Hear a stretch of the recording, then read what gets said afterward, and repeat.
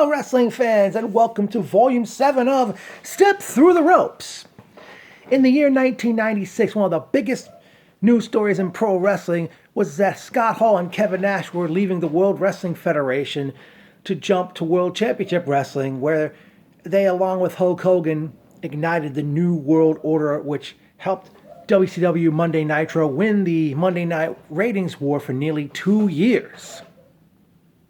Now, looking back, what if Hall and Nash didn't leave? What if they had stayed? Well, my understanding is, of course, Kevin Nash did great as one of wrestling's first ever tweeners, which would be like a babyface with a heelish edge, where he basically went apeshit after losing the his 1 year reign as world champion in the WWF ended at the hands of Bret the Hitman Hart by attacking him with 2 jackknives after the match was over at the 1995 Survivor Series. And then the following night on Raw, he came out and basically, I guess as a worked shoot, berated Vince McMahon for trying to turn him into a nicer guy and have a world champion with a cleaner image. Someone for the children to look up to, basically. Well, my understanding, and then Nash said he was the guy who, back at the 1994 Royal Rumble, eliminated 7 men in a row and put his sunglasses back on and declared that he was back.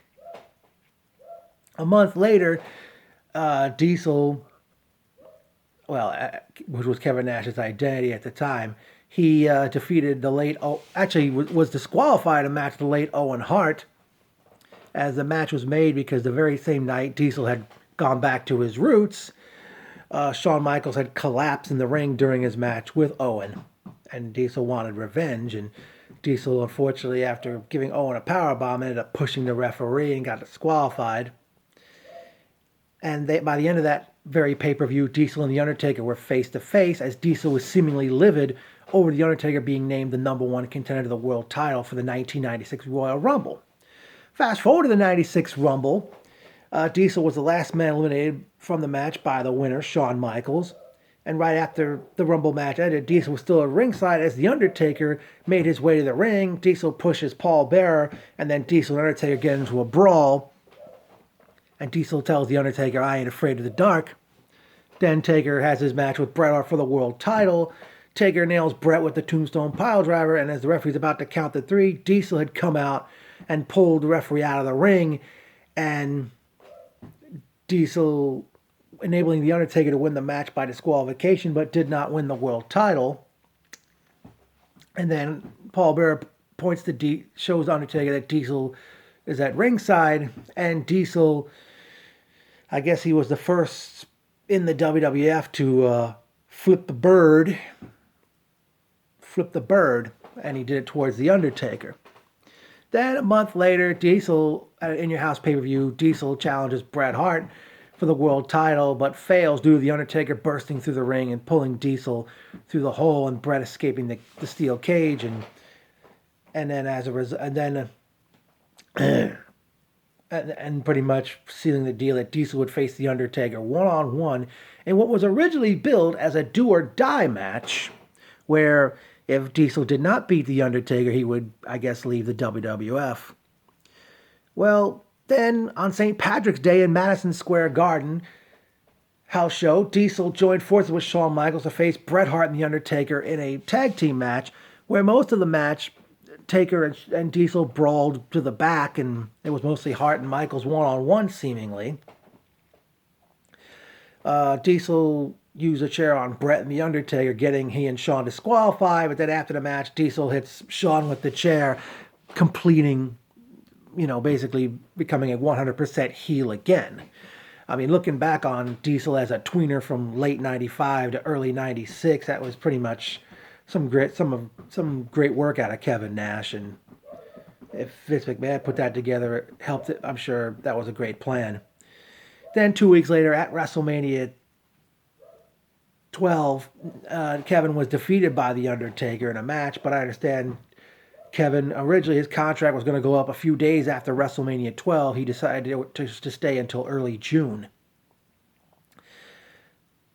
A month Then at the Good Friends, Better Enemies in Your House pay-per-view, Diesel loses a no-holds-barred match to Shawn Michaels, which was the last time I think Diesel was seen on WWF television for a number of years. Now, Scott Hall had been Razor Ramon for a good part of the past 4 years, and I understand, I think it was some point in early 1996, Hall had put in his notice that he was going to leave for WCW, and that Hall was going to was set to face Goldust in a South Miami Alley fight at WrestleMania 12, but I think it was the day after Hall put in his notice, they said Hall had failed a drug test and was suspended, where he missed out on a WrestleMania payday. And then he eventually came back from the suspension and was defeated by the late Vader at Good Friends, Better Enemies, which may have been the last time Hall was seen on WWE television for a number of years. I understand in Madison Square Garden, which I wasn't attending at the night of the famous curtain call incident with the Click, Diesel was defeated by Shawn Michaels in a steel cage match, and Razor was defeated by Hunter Hearst Helmsley. And of course, we all know that Helmsley got punished for the Click curtain call there, as Hall and Nash did go off to WCW, and Shawn was on top at the time, and Helmsley was punished, and Helmsley was going to win the 96 King of the Ring, and he wasn't even on any pay-per-views throughout the summer of 1996. Then, but seeing that all of this happened, looking back, if they had stayed with the WWF, I know Razor, I don't know, he had already been a 4-time Intercontinental Champion. I mean, who knows what would have happened with him. Diesel had become a full-time heel again. I don't know what would have happened there if